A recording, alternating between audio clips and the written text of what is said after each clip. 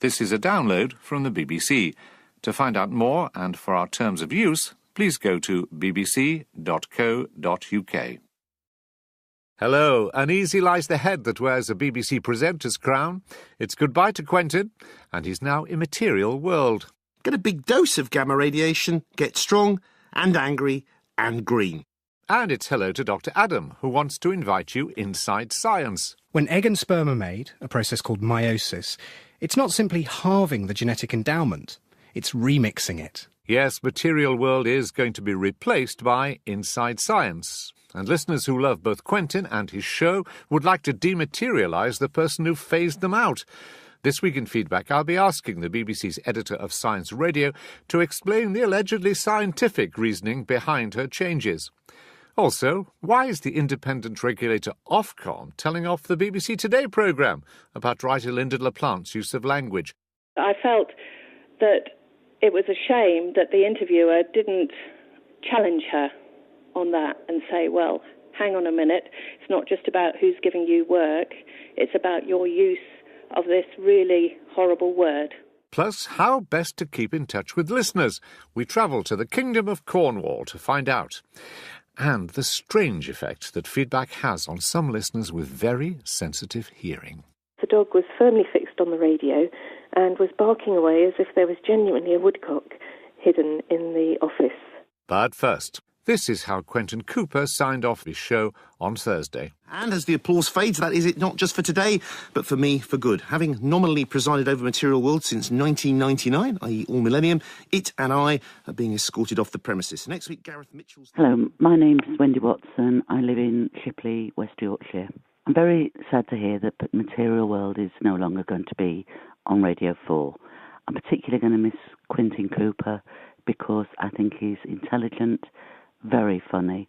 He asks the questions that I think most bright people that don't know a lot about the subject would like to ask. Hello, Feedback. This is Steve Griffin, phoning from West Wales. To me, Material World is a superb programme, and Quentin Cooper himself is a uniquely great presenter. I wonder what's going on at the BBC. Maybe they don't have the scientific grasp to appreciate his knowledge. Hello, Roger. My name is Norman Keary. Material World is the only programme on the BBC radio where I can hear a knowledgeable presenter, Quentin Cooper, asking experts about their latest scientific works. To drop this programme, it's extremely regrettable and unwelcome. Why is it being dropped, and what plans, if any, are there to replace it? Our thanks to listeners Wendy Watson, Stephen Griffin and Norman Keary. And Norman, in answer to your question, Material World is going to be replaced by Inside Science, and Quentin Cooper by Dr. Adam Rutherford, with occasional presenter shifts taken by Professor Alice Roberts and Dr. Lucy Green. So why such radical changes? A question I put to Deborah Cohen, editor of the BBC Radio Science Unit. Material World has been on the air for 15 years, and Quentin's been there for 13 of presenting it. And I think we felt that it was time to change our weekly science magazine programme to bring it in line with the rest of the science output on Radio 4, all of which has changed in the last few years. But there are a lot of Radio 4 programmes that have been on the air for many more years than 13 or 15 years. That is true. And I dare say some presenters too. So there has to be a pretty serious reason to change what most people acknowledge has been a successful programme, and I don't quite yet know what it is.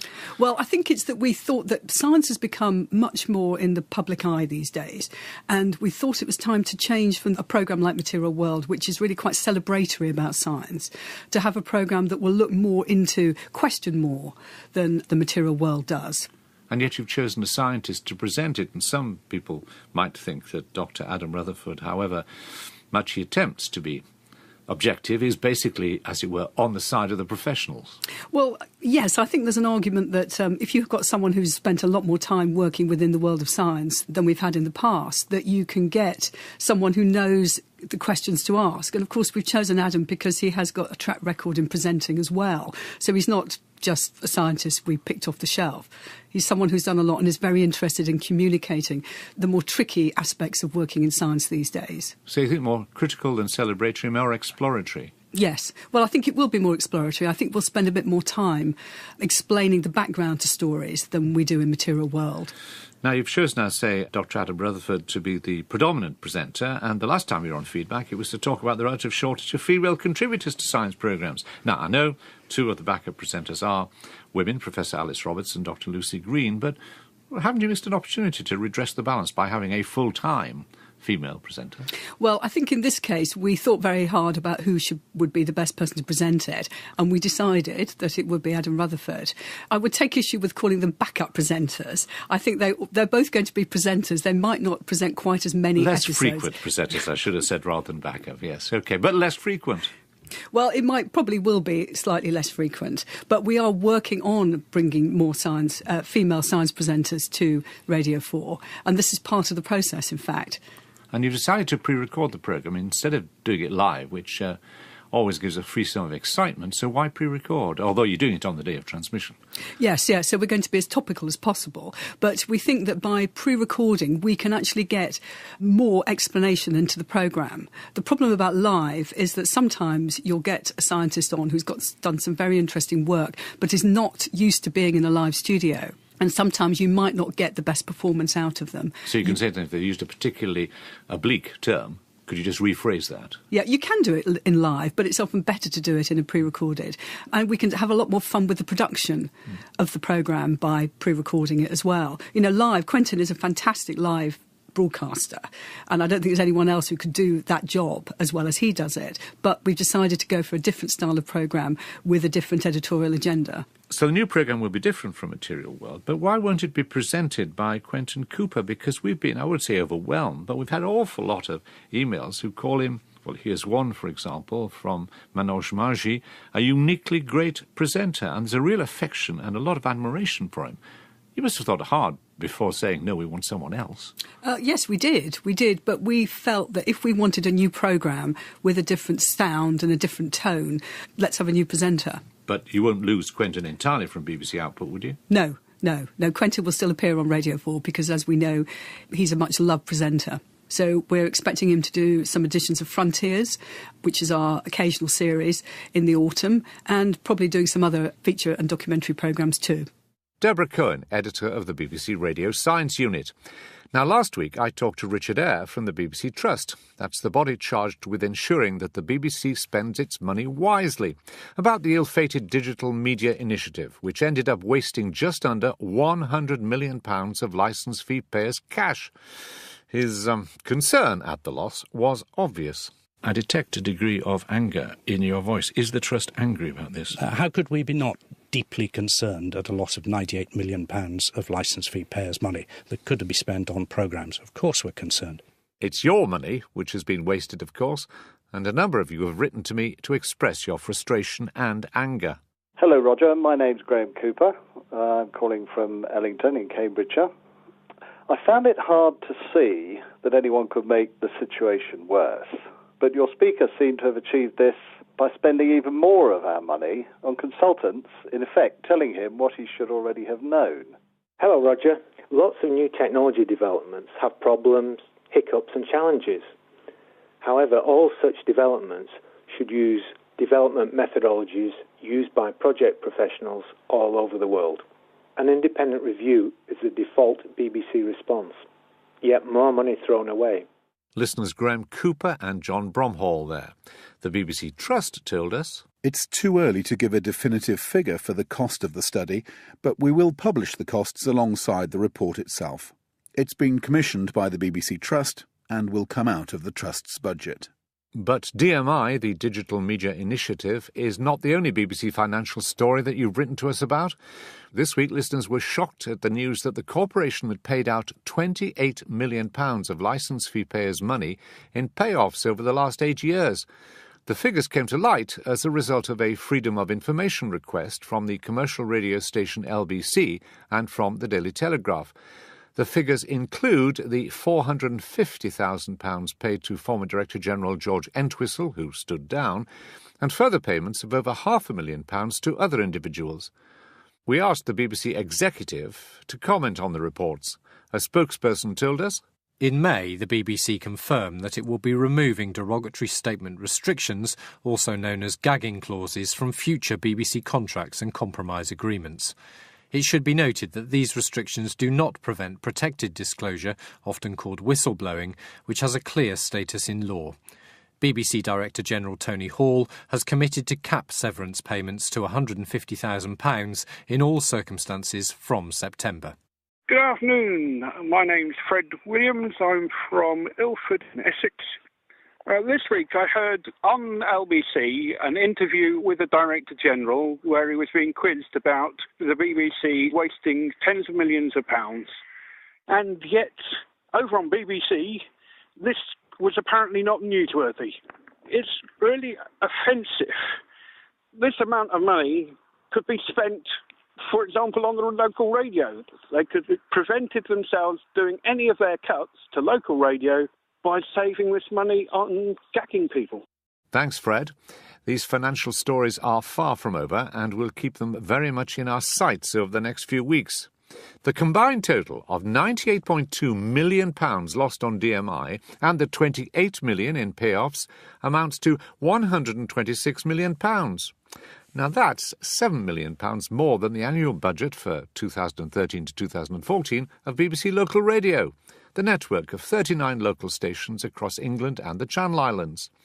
Their official mission is to provide, and I quote, a unique offer of detailed local news, information, sport, weather and travel, which is core to the BBC's relationship with its audiences. The BBC local radio station with the biggest audience share on the mainland is BBC Radio Cornwall, which is keenly aware of its need to nurture this relationship with 175,000 listeners. The station is celebrating its 30th anniversary and has organised a number of Meet the Audience events throughout the year. Our reporter Karen Pirie went to the Royal Cornwall show earlier this month to see how the station team interacts with its audience. Good morning. Welcome back to the Royal Cornwall show. And if you are coming down to the Royal Cornwall today and you'd like to pop down, we would love to see you. Just about every single member of staff is out here. My name's Pauline Causey. I'm the managing editor of BBC Radio Cornwall. We know who the audience is. People are very used to meeting the audience because of days like today. We have a large marquee with a stage show on, so it brings in about 400 people are here all the time, and it means that our staff are never wary or uncomfortable when they, I don't know if it sounds odd, when they meet a member of the public. It's so normal. Drop me a line, an email or a letter or whatever, and I'll give you a ring. Thursday afternoon we meet, alternate Thursday afternoon. People will approach in different ways. Some people will come straight up to say, this programme change happened, I didn't like the change, why was it? So that gives you an opportunity to say, this is why it happened. An event like this shows you that it doesn't matter how many times you do it on air or you think you've done it, there are always people who just didn't listen on that day. And many months later, sometimes years later, they still don't know, they see you, they come up and ask. I've missed that man. I really do. And I just ask you, you're filling in a feedback form here. What are you writing? I'm writing down I would like Duncan Warren brought back on the evening show till 10 o'clock at night for people that work in the evening and are on their own in the evening. Looking back through the notes that I've made this morning, we've had a couple who've come up with a complaint about a presenter who they think is playing a particular track too often. So I'm going to have a little word with the presenter involved and find out, have you been overplaying Snow Patrol? Because some listeners that came to the store say so. I don't listen to every single hour that we do. We do more than 100 hours programming a week. I don't get the chance to hear it all. And sometimes standing on the stall, you can get little clues and hints. And they are brilliant for letting you know the things that you've got right and the things that you've got wrong and the things that annoy people. And you'll also get people who come along and start the conversation. Oh no, I never listen to Radio 4. Okay, well, what do you listen to? Yes, I listen to Radio 4. It just gives you a chance to see, meet the people who don't listen to the service and find out about what they're not getting from your service and what they get from the other services. Yes, please. Can I have a single waffle with honeycomb, please? Yeah. Can you tell me what radio station you listen to? Radio Cornwall tells me everything I want to know. Usually we listen to Radio Cornwall when I drive to work. I listen to Radio Cornwall with the boys at lunchtime. I listen to Radio Cornwall all the way out. Only one radio station, Radio 2, for 35 years. That's the only station I ever listened to. Radio 4 and 4 Extra, mostly. What about BBC Radio Cornwall? Hardly ever. I'm not a big pop music fan. you tell me what radio station you listen to, please? Radio 1 in the car. Do you ever listen to BBC Radio Cornwall? No, I feel like it's a bit of an old fogey station. Does that mean to say? Follow Lawrence on Twitter. Look for Lawrence Reed. BBC Radio. You're very, very well. Have you got some car stickers for your car? Oh, yes. Right, get car stickers. Take a pen. My name is Lawrence Reed. I present a 3-hour daily phone-in programme. I have done for the last 17 years. God, 17 years, it's a long time. So you enjoy coming here so that you can actually meet your listeners face to face? It's totally different on the phone, because they're faceless people. They have some fantastic points to make, but when you get a chance to actually meet them face to face, it's a great opportunity for them as well to have a go at you. Pauline Causey, can you tell me if somebody rings up with a complaint or writes a letter, how do you or another member of your team deal with it? Most of the audience reaction and interaction is handled by the assistant editor, Daphne Skinnard, whose brief is the community, the audience, the listeners. If she's unable to deal with that, then I'll get involved myself and see whether there's something that needs sorting or is more serious. I've been speaking to visitors to the Royal Cornwall Show. Lots of BBC Radio Cornwall fans out there. No surprise to you, obviously. Quite a few people who don't listen. One of the reasons quite a few people gave is that they think it's a station for old people, old fogies even, one person said. It doesn't worry me, really, because it fits the age profile of Cornwall. 1 in 4 people in Cornwall is over the age of 65. And I think that there are stations available for those people who have the perception that we're older.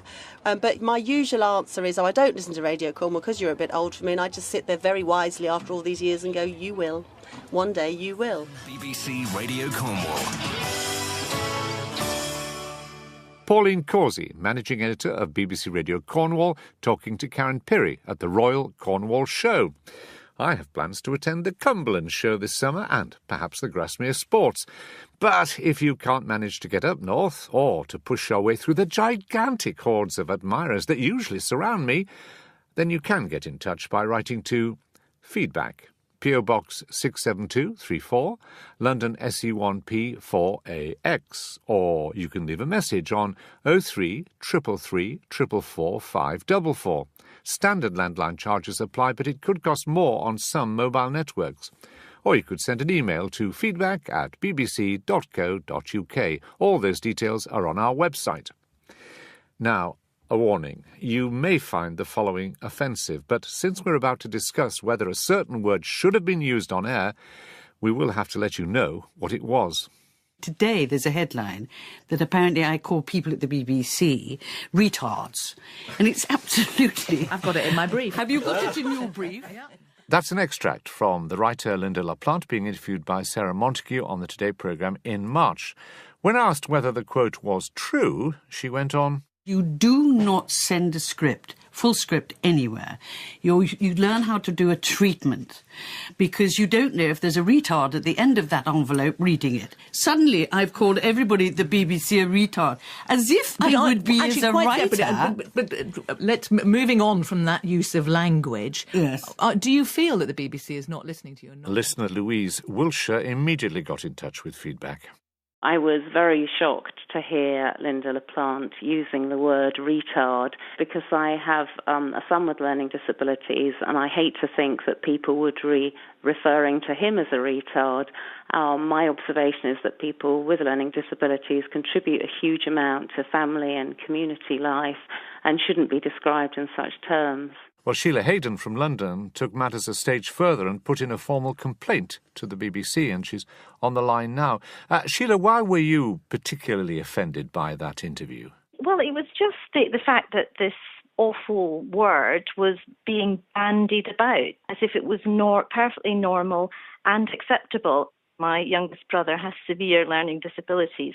He's a very vulnerable adult and someone who is unable to speak out in his own defence. So I've, for that reason, found the use of that word on the Today programme very offensive. Now, you put in a complaint to the BBC and asked for an apology. Did you get it? I didn't get an apology, and I felt that the response I got from the BBC was really just a brush off. Well, Sheila, thanks for the moment. Please do stay with us, but because it's not the end of the story. Feedback's producer Will Yates has more, as the US anchors say. Well, yes, this week Ofcom, that's the broadcasters watchdog, ruled that the programme as it was broadcast was in fact in breach of Rule 2.3 of their broadcasting code. And that Rule 2.3 states that broadcasters must ensure that material which may cause offence is justified by the context. But why is it Ofcom saying this, not the BBC Trust? Well, Ofcom ruled on this because there's, in fact, at the moment we have a two-track complaint system. If you're complaining about impartiality or accuracy or bias or commercial references, then you go direct to the BBC, and that complaint system is overseen, as we said before in this programme, by the BBC Trust. But if your complaint is about anything else, let's say taste, decency, or, as it was in this case, language causing offence, then you can take that, as Sheila did to the BBC, or you can go straight to Ofcom. And in this case, 4 listeners did just that. And what was the BBC's defence? Well, in essence, and I'll do my best not to slip into legalese here, the BBC said that it was Linda LaPlante who first mentioned the word retard, and she appeared to be denying that she'd said it. And they felt that that provided editorial justification for Sarah Montague to question her further about it, because she appeared to be about to give a clarification and even possibly a denial of something for which she'd been widely criticised in the press. But in the event, she didn't deny using the word, only that she hadn't used it to describe BBC members of staff. And it was then after she'd used the word twice more, and when in the BBC words her clarification was considerably less significant than had been hoped, and it was then that Sarah Montague tried to change the subject to avoid further offence by using that phrase, as we just heard, moving on from that type of language. Well, that's the BBC's defence, but it didn't seem to wash with Ofcom, didn't it? They disagreed. Well, no, they said that wasn't enough. They said that the second and third uses of the word had the potential to cause what they called considerable and gratuitous offence, and that Sarah Montague should have addressed the issue with a more explicit statement to clarify what they call the potential for this use of language to offend, and to apologise for any offence that had been caused to listeners. And that's why they found the BBC to be in breach of their codes. And we'd in fact asked the Today programme to come on to talk about this, but all they've told us is that, using the same word they used in response to Sheila's complaint, they note Ofcom's finding, and they've got nothing else to say about it. A lot of noting going around. Sheila, did you must be pleased, though, to get that Ofcom judgment. I'm very pleased that it's been recognised that the language used during that interview was wholly inappropriate, and that message has gone out. I think just the message that I feared that was being sent out by that programme was that it was okay to use language like this, and this ruling clarifies that it isn't. It makes a statement that it isn't. There may be some circumstances in which it can be used. Retard isn't on a list of banned words, is it? Well, no, Ofcom say they don't actually have a list of banned words as such. It depends very much on the timing, context and editorial justification for when words are used. But it's interesting to note that the BBC never denied that the word was offensive. It's a derogatory and discriminatory term used to describe people with learning disabilities. But what was under debate was whether the context justified the issue. Well, we just had another letter from a listener who got in touch about the use of the word think this week in a comedy programme to Hull and back. It was, I think, Lucy Beaumont. Here's a clip of her describing what she said was the worst mistake of her life when she wrote to apply for a job as a special needs teaching assistant. I will keep my fingers crossed that you will consider me for an interview. Canned retards. That was Lucy Beaumont there on To Hull and Back earlier this week. Now, a listener who didn't want to be named did write to us to complain that this was what he described as cruel, malicious, offensive discrimination masquerading as comedy.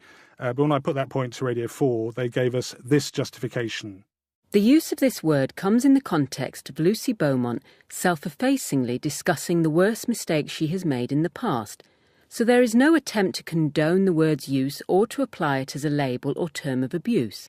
When dealing with issues of potentially discriminatory language in comedy, context is of the utmost importance, and in this case, the typing error is meant solely to poke fun at Lucy Beaumont. Well, that's a matter of opinion whether you think the joke's funny or not, but as you can tell, the BBC seems entirely confident that the joke was acceptable and justifiable in that case. Do you think that, Sheila Hayden?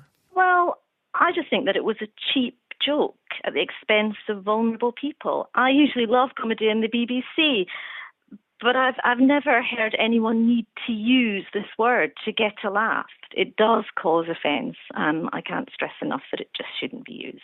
Thanks very much, Sheila Hayden there, and thanks also to my producer, Will Yates, who will not be receiving an extra payment for that on-air interview. I'll see to that. Now, it's time for our Tweet of the Week, the moment when we place a glorious laurel crown on the head of the listener who has written the most poetic, heartfelt, perhaps heated and certainly inventive listener's review of BBC Radio, all in 140 characters. And the winner this week is Imelda Finnerty, who tweeted at BBC R4 Feedback. The BBC Beer Moth begs our memories, wildest dreams, our laughs and cries, then plays them back to us on a £145 loop forever. The BBC Bear Moth. The allure of alliteration. Thank you to Imelda for that certainly heartfelt and slightly oblique tweet. So please, all you budding radio reviewers, keep those pithy, pertinent, profound points of view coming.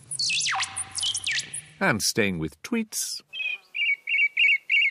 Last week we heard from Apollo the cat, who was being driven round the bend by the sounds of birds chirruping from his owner's radio during Radio 4's Tweet of the Day.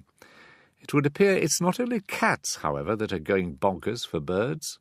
Hello, Roger, it's Helen. I thought I'd give you a ring and just let you know about my little spaniel, Cocker Spaniel. We were listening to feedback, and I think it was the sound of the woodcock that he started barking at, which made me laugh, because that is the bird that Cocker Spaniels are genetically designed to flush out of the undergrowth. And I wondered whether there was some kind of genetic memory in there. I thought your recording must also be very good, because the dog was firmly fixed on the radio and was barking away as if there was genuinely a woodcock hidden in the office. So there you go, one little Cocker Spaniel, very overexcited. Thanks, Helen, and of course thanks to your Cocker Spaniel, Jet. But greyhounds were also affected. Here's Dora. Dear Roger Bolton, I wanted to ask you to be more careful with allowing cats to speak on your programme. I was sound asleep when the terrible yowling woke me around 8:20 p.m. How dare a cat come into the living room? I jumped up, knocking over my carer's Ovaltine, ran out the open French windows, bumped into a watering can, knocked over a couple of geraniums. But where was it? It's now nearly 9 p.m. and I have been policing the garden and house ever since. I give up. Exhausted. No more cats, please. Sorry, Dora. We didn't realise feedback had such a loyal four-legged listenership. We'll certainly be more careful from now on. Goodbye. This is a download from the BBC. To find out more and for our terms of use, please go to bbc.co.uk. Hello, uneasy lies the head that wears a BBC presenter's crown. It's goodbye to Quentin, and he's now immaterial world. Get a big dose of gamma radiation, get strong and angry and green. And it's hello to Dr. Adam, who wants to invite you inside science. When egg and sperm are made, a process called meiosis, it's not simply halving the genetic endowment, it's remixing it. Yes, Material World is going to be replaced by Inside Science. And listeners who love both Quentin and his show would like to dematerialise the person who phased them out. This week in Feedback, I'll be asking the BBC's editor of science. The office. But first, this is how Quentin Cooper signed off his show on Thursday. And as the applause fades, that is it not just for today, but for me, for good. Having nominally presided over Material World since 1999, i.e. all millennium, it and I are being escorted off the premises. Next week, Gareth Mitchell's... Hello, my name's Wendy Watson. I live in Shipley, West Yorkshire. I'm very sad to hear that Material World is no longer going to be on Radio 4. I'm particularly going to miss Quentin Cooper because I think he's intelligent, very funny. He asks the questions that I think most bright people that don't know a lot about the subject would like to ask. Hello, Feedback. This is Steve Griffin, phoning from West Wales. To me, Material World is a superb programme, and Quentin Cooper himself is a uniquely great presenter. I wonder what's going on at the BBC. Maybe they don't have the scientific grasp to appreciate his knowledge. Hello, Roger. My name is Norman Keary.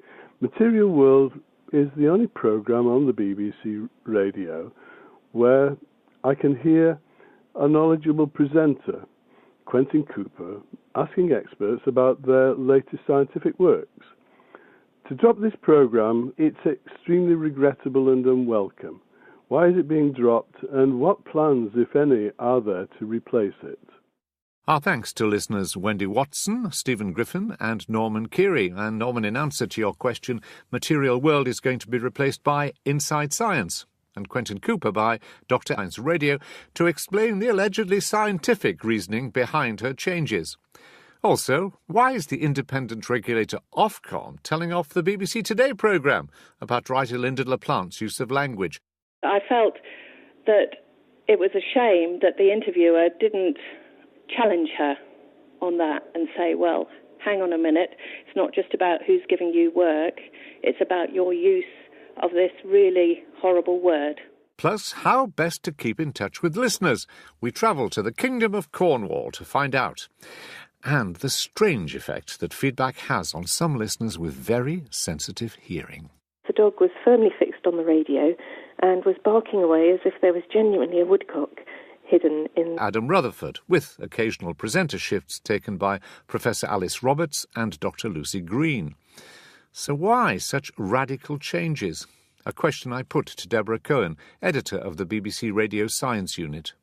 Material World has been on the air for 15 years, and Quentin's been there for 13 of presenting it. And I think we felt that it was time to change our weekly science magazine programme to bring it in line with the rest of the science output on Radio 4, all of which has changed in the last few years. But there are a lot of Radio 4 programmes that have been on the air for many more years than 13 or 15 years. That is true. And I dare say some presenters too. So there has to be a pretty serious reason to change what most people acknowledge has been a successful programme.